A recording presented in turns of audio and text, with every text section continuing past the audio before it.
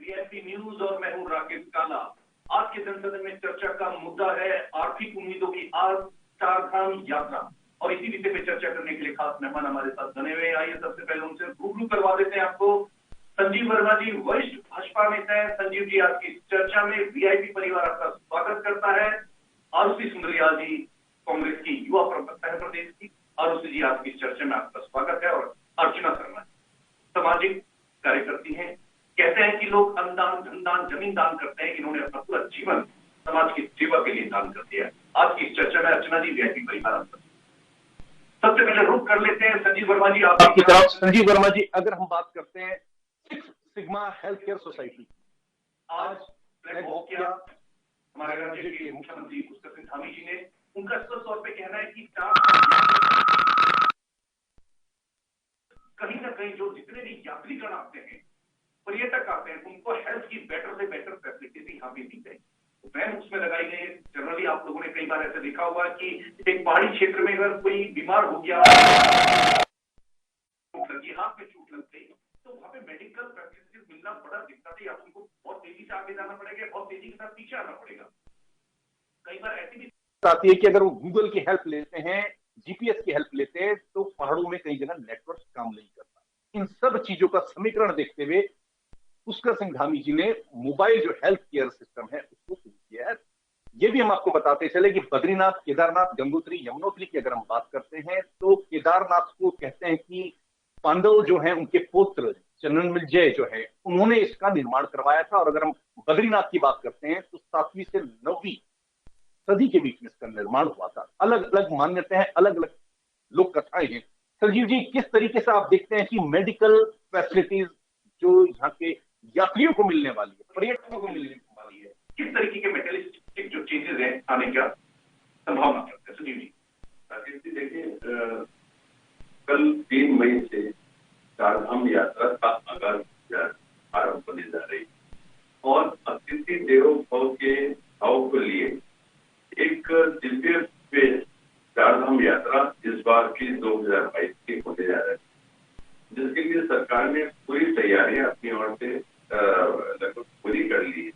माननीय मुख्यमंत्री जी 2 बार बद्रीनाथ, केदारनाथ हम जाकर वहां की सभी व्यवस्थाओं को पूरी तरह से उनका मॉनिटर किया उन्होंने, और कोई भी कमी, छोटी बड़ी किसी भी तरह की जो उनको दिखी उसको दुरुस्त करने के लिए जो भी अधिकारी कर्मचारी थे सबको निर्देशित किया। साथ ही सभी विभागों को पूरे अलर्ट पे रहने के निर्देश दिए गए हैं। पूरे 3 माह जब तक यात्रा लगभग एक पीक पे रहती है, एनडीआरएफ और एसडीआरएफ को किसी भी आपात स्थिति के लिए तैयार रहने की हिदायत दी गई है।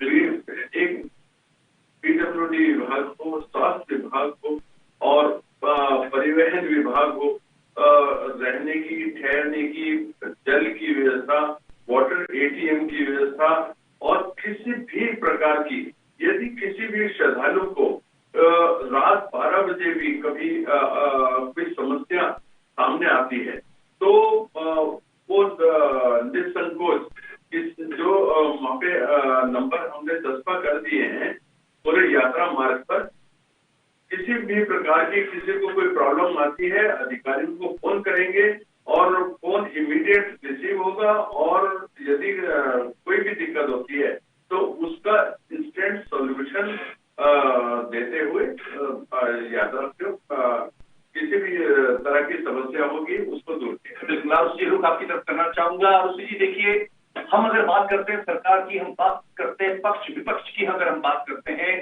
तो वहां पे सरकार कई बार आरोप प्रत्यारोप झेलने पड़ते हैं। अगर हम सड़क की बात करते हैं, बेरोजगारी की बात करते हैं, नौकरियों की बात कर लेते हैं, अन्य कोई बात कर सकते हैं, लेकिन अगर यहाँ बात करते हैं हम सरकार की जो मेडिकल फैसिलिटीज यात्रियों को दी जा रही, लगता नहीं कि सिग्मा हेल्थ केयर की तारीफ होनी चाहिए। लगता नहीं कि जो राज्य के यशस्वी मुख्यमंत्री पुष्कर सिंह धामी जी, उनकी तारीफ होनी चाहिए, क्योंकि एक स्थान पे अगर कोई मेडिकल फैसिलिटीज है तो यात्री को वहां आना पड़ेगा। इससे सिंपल एक फोन नंबर डायल करना है, उस यात्री के पास immediately within few minute वो वैन जो हेल्थ केयर की पहुंच जाएगी। लगता नहीं कि कहीं ना कहीं सरकार ने भी काम किया।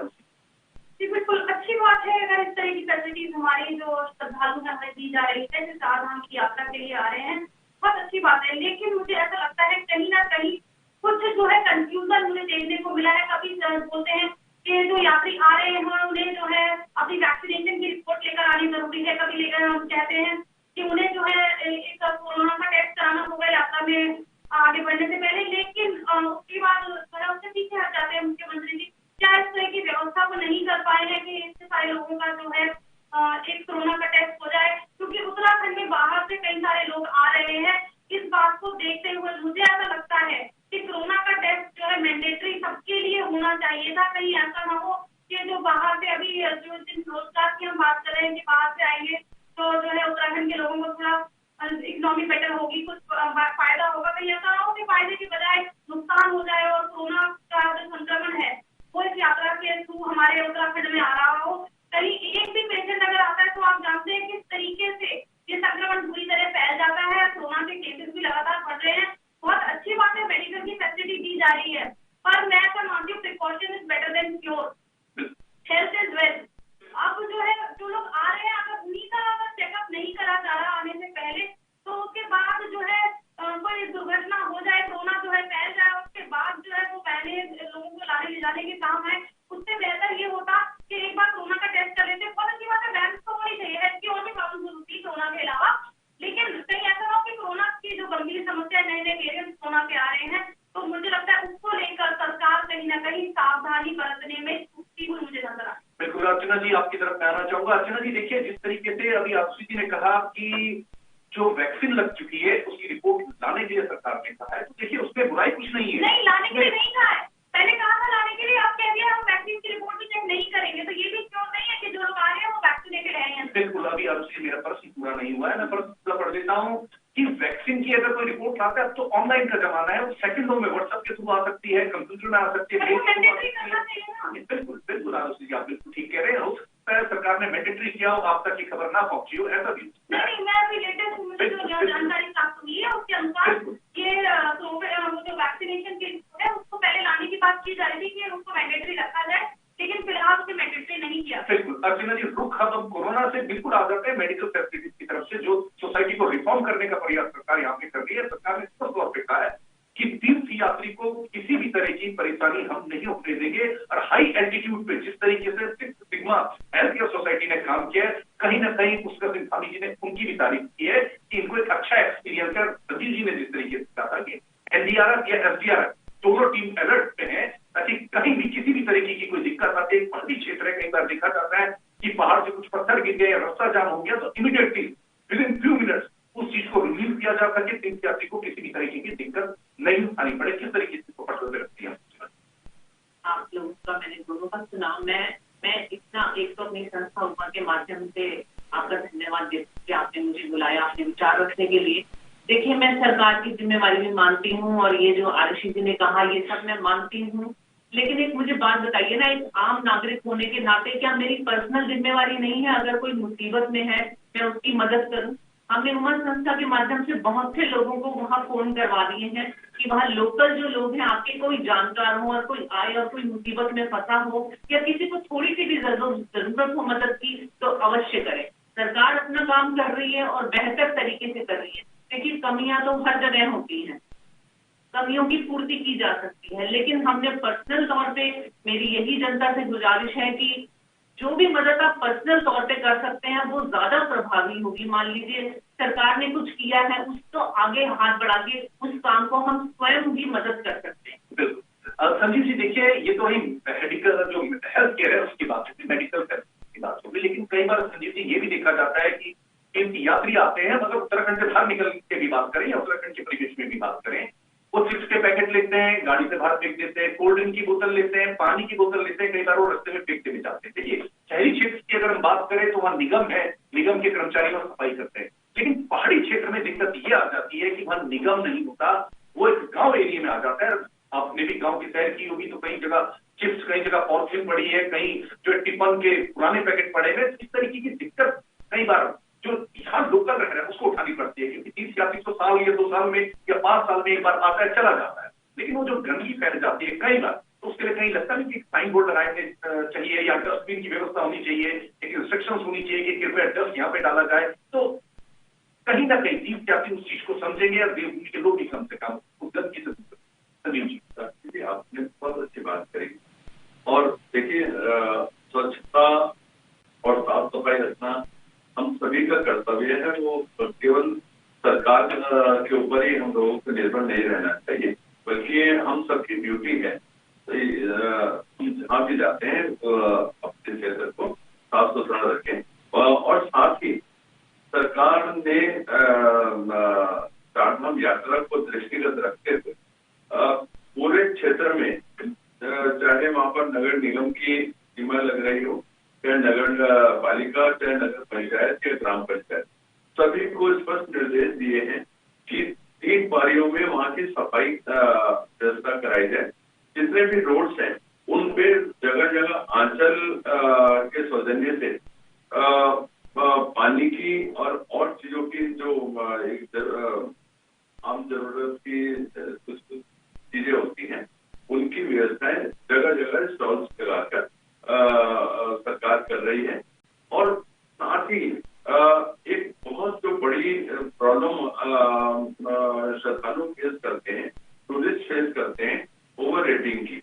तो ओवर रेटिंग पर सरकार ने बहुत गंभीरता से एक्शन लिया है और सख्त हिदायत दी है कि कहीं भी कोई भी व्यक्ति ओवर रेटिंग करता हुआ पाया जाएगा तो उसके ऊपर सख्त कार्यवाही होगी।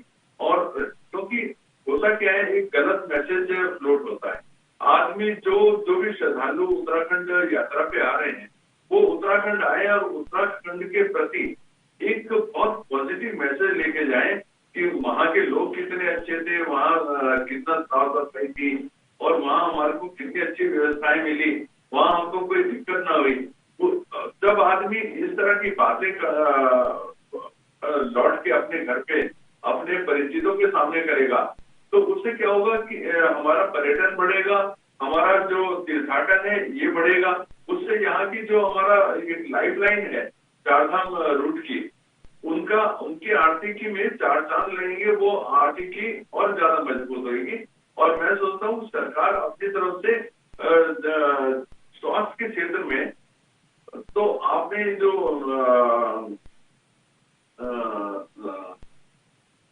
वैन की, हम अभी मोबाइल वैन की बात कर रहे थे, साथ ही एक डॉक्टर्स की एक बड़ी 350 डॉक्टर्स की एक बड़ी टीम जो पूरे पहाड़ों में डिप्लॉय होने जा रही है। अगले 2-3 दिन के अंदर ये सारा काम पूरा हो जाएगा और कोई भी चिकित्सालय ऐसा नहीं होगा जहां पर डॉक्टर की कमी रहे। और वो रेफर सेंटर का काम नहीं करेंगे, बल्कि इंस्टेंट जो भी पेशेंट आएगा उसका उपचार वहीं का वहीं किया जाएगा। आरुषि जी, देखिए आपने कहा कि कहीं ना कहीं सरकार कुछ चीजों से चूक रही है। हालांकि सरकार 6 सिग्मा हेल्थ केयर की बात करती है, मुख्यमंत्री जी ब्लैक आउट। आरुषि जी, पहले कोटद्वार जो है 4 से 4.5 घंटे लगते थे जाने में, आज 2 से 2.25 घंटे लगते हैं। फ्लाईओवर बन गए हैं, रोड बहुत अच्छी बन गई है, सरकार और बेहतर रोड यहाँ पे लेके आ गई है। ऋषिकेश से स्टार्ट होते हुए गाँव के कोने कोने तक 4 लेन बन गई है। तो लगता नहीं कि सरकार ने तो बेहतर काम किया है, शायद अपोजिशन उसको एक्सेप्ट नहीं करती। देखिए, ये लोग पूछते हैं 70 साल में कांग्रेस ने क्या किया, तो 70 साल का कांग्रेस का काम ये एक्सेप्ट नहीं कर पा रहे हैं। और जहां तक की बात है डेवलपमेंट की, देखिए जो सरकार आएगी कुछ तो काम करेगी ही, खाली तो बैठेगी नहीं। तो वो जो डेवलपमेंट है कांग्रेस भी करती आई है और भाजपा ने भी पूरा काम किया है। लेकिन जहां तक बात है, मैं मानती हूँ पहला सुख निरोगी काया, कोरोना में ये लोग, इनका मैनेजमेंट पूरा फेल रहा है। उसके बाद मैंने नहीं बात करी ना, मैं आपके बीच में नहीं बोली ना, मैं आप प्लीज चुप रहिए। बोलिए। तो मेरा ये मानना है कि पहला तो निरोगी काया, ये लोग एक तरफ जो है कोरोना के जो संक्रमण को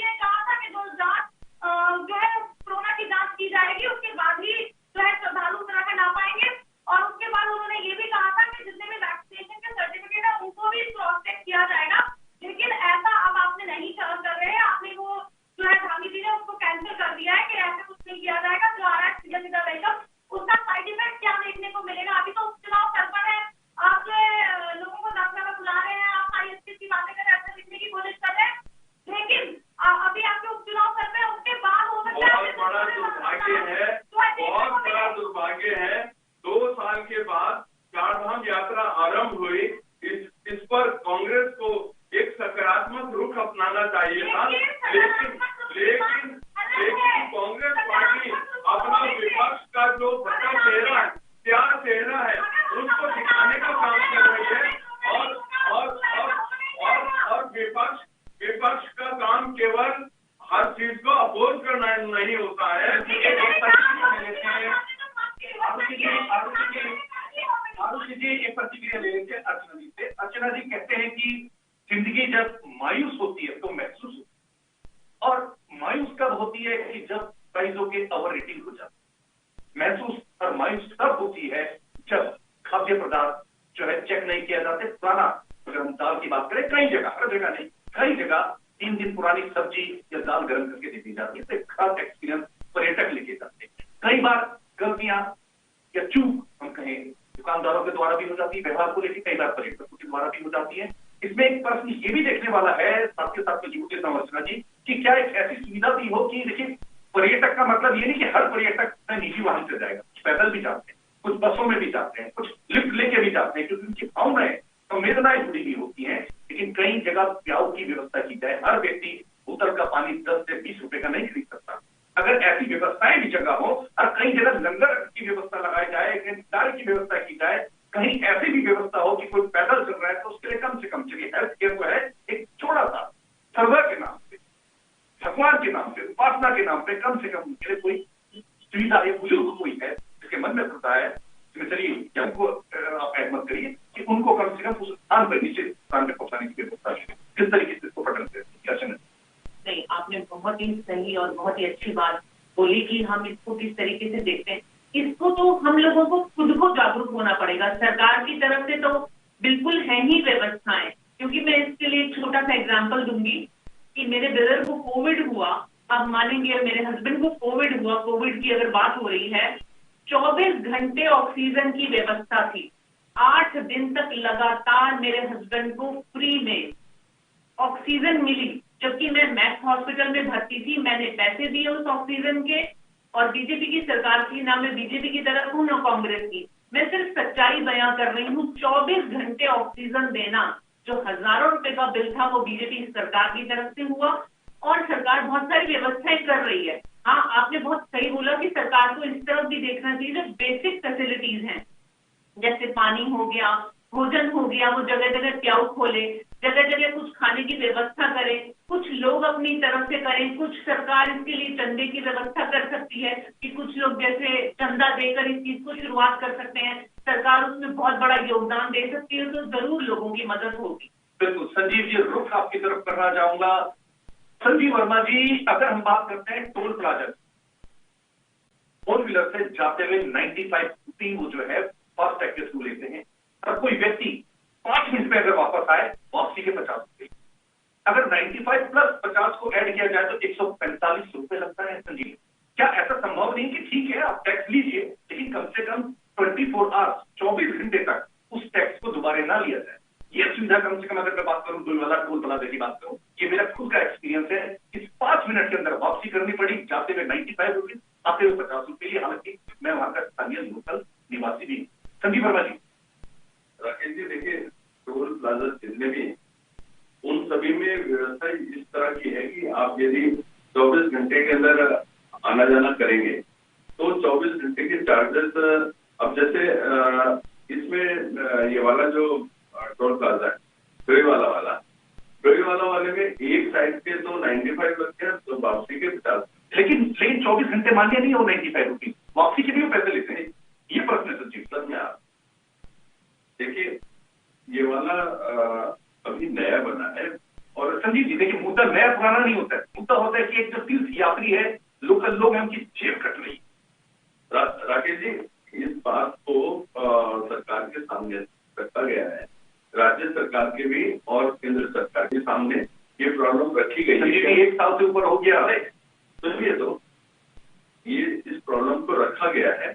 और एक बात और भी सामने आई थी कि जो वहाँ के 10 किलोमीटर रेडियस में रहने वाले लोग हैं, उन लोगों को या तो एग्जेम्प्ट किया जाए या उन लोगों के पास बनाए जाए। उन लोगों के पास भी बनाए गए हैं बिल्कुल, लेकिन पास के नाम पे, रिन्यू के नाम पे अमाउंट लिया जा रहा है। संजीव नहीं, रिन्यू के नाम पे अमाउंट तो लेंगे ना। नहीं तो फिर फ्री काम होता संजीव जी। नहीं,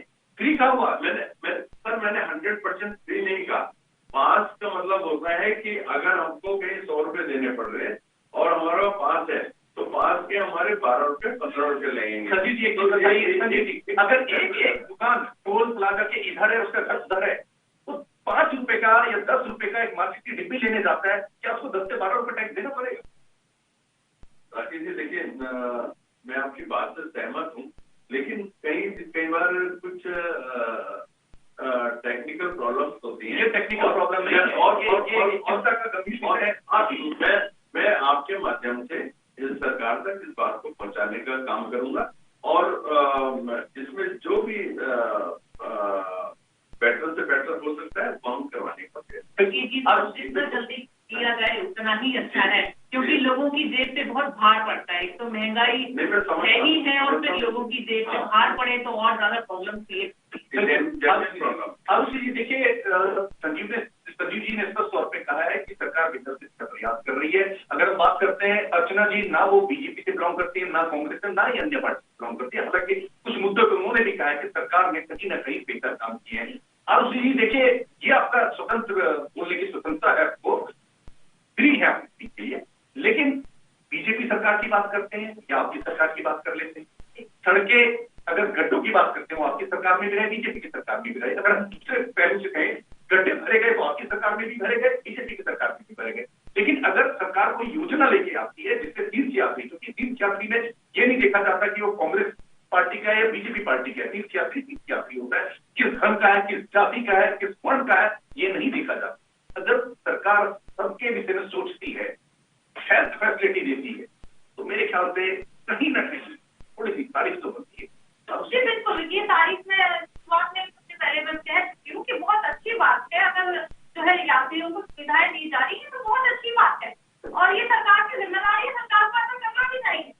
और जहाँ तक की बात है, पर सावधानी की, मैंने सिर्फ उसकी बात कही कि जब सावधानी भी अगर थोड़ी और ऐड हो जाती तो और अच्छा होता, कि कम से कम कहीं ऐसा ना हो कि अभी तो हम खुश हो गए कि हमारे यहाँ पर्यटक आ रहे हैं, चारधाम यात्रा हो रही है, कहीं ऐसा ना हो कि अगर उनमें से कोई पेशेंट अगर संक्रमित होते हैं तो उसका शायद सरकार ध्यान नहीं दे पा रही। तो मेरा सवाल सिर्फ उसको लेकर है कि क्यों, अगर जो बाहर से लोग आ रहे हैं, और जबकि ऐसा नहीं है कोविड के केसेस खत्म हो गए, कोविड के केसेस भी आ रहे हैं। जैसा कि मैडम ने बताया कि गंभीर जो है इनके हस्बैंड को भी और इनको भी कोरोना की समस्या से गुजरना पड़ा है। तो मुझे लगता है कि ये लोग अच्छी तरीके से समझ सकते हैं, उत्तराखंड के लोग भी अच्छी तरीके से समझ सकते हैं कि किस तरीके का कोरोना का संकट पिछले दिनों उत्तराखंड ने भुगता है, क्या परेशानियां हमें लॉकडाउन में हुई, कैसे हमारे बच्चे स्कूल ना जाके जो है कितना दुष्प्रभाव हमारे बच्चों पे पड़ा है, किस तरीके से बच्चों की एजुकेशन में फर्क पड़ा है। तो इन सब बातों को देखते हुए मेरा ऐसा मानना है कि इतनी महंगाई में जो है हेल्थ का और खर्चा, एडिशनल खर्चा जो है ये उत्तराखंड के लोग भुगतने लायक नहीं है। जितनी ज्यादा सावधानी हो सके उतनी ज्यादा सावधानी सरकार को बरतनी चाहिए। खासतौर से जब हम आपस के लोग हैं, आप देखिए कि हम जब सेम स्कूल के बच्चे हैं, जब वो रोज स्कूल जा रहे हैं, उनमें से कोई भी कोरोना संक्रमित नहीं है, तो एक बात तो फिर भी वो जा सकते हैं, ठीक है, उन्हें रोज रोज टेस्ट कराने की जरूरत नहीं है। लेकिन जब कोई बाहर से आ रहा है, देखिए, जब भी कोरोना का संकट आता है तो सबसे पहले बॉर्डर ही सीज किए जाते हैं। तो कम से कम बाहर से आने वाले लोगों पर जो है एक कम से कम एक टेस्टिंग कोरोना की जरूर होनी चाहिए थी, मुझे ऐसा लगता है। क्योंकि अगर टेस्टिंग करते थे तो कम से कम उत्तराखंड अपने आप को सुरक्षित है। बिल्कुल, समय की अपनी सीमा है। संजीव जी, आरुषि जी, अर्चना जी, आप तीनों ने आपकी चर्चा में भाग लिया, आप तीनों का बहुत बहुत धन्यवाद। हम आपको बताते चले कि उत्तराखंड के मुख्यमंत्री पुष्कर सिंह धामी जी ने सिग्मा हेल्थ केयर को फ्लैग ऑफ किया और कहीं ना कहीं वो हेल्थ सुविधा देने का प्रयास कर रहे हैं। हम बात करते हैं बद्रीनाथ, केदारनाथ, गंगोत्री, यमुनोत्री की बात करते हैं। तीर्थ यात्रियों के लिए ये भी सरकार से निवेदन करते हैं कि कहीं ना कहीं ऐसी सुविधाएं भी हो कि जो जिसमें जीपीएस की सुविधा नहीं है, कम से कम साइन बोर्ड लगे, और जहां साइन बोर्ड लगे हुए हैं वहां पे कुछ ऐसे कर्मचारी हों कि जो बहुत पढ़े लिखे नहीं है, वो उनकी हेल्प के लिए सके। हालांकि सरकार बहुत अच्छे प्रयास की तरफ से कर रही है। और किसी तीर्थ यात्री ने मंदिर के लिए क्या खूबसूरत बात कही कि है एक कर्ज जो हरदम सर पे सवार रहता है, वो बाका प्यार है, सब कुछ। नमस्कार।